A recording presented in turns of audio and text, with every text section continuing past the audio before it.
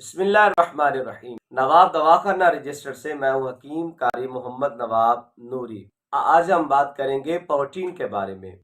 گوشت، انڈا، مچھلی، مکھن، دودھ، دہی، پنیر وغیرہ سے حاصل ہوتا ہے۔ پروٹین کیا ہے؟ یہ ایک لیس دار مادہ ہوتا ہے جس کی ترکیب کچھ اس طرح ہوتی ہے: نائٹروجن 16%، ہائیڈروجن 7%، کاربن 4%، آکسیجن 33%، پانی اور دیگر مادے 40%۔ پروٹین کی ایک بہترین مثال انڈے کی سفیدی ہے۔ اس میں پانی اور پروٹین بکثرت ہے۔ اس کے علاوہ مناسب تناسب سے گوشت، گیہوں، مٹر، مسور، پنیر، چاول وغیرہ میں بھی پایا جاتا ہے۔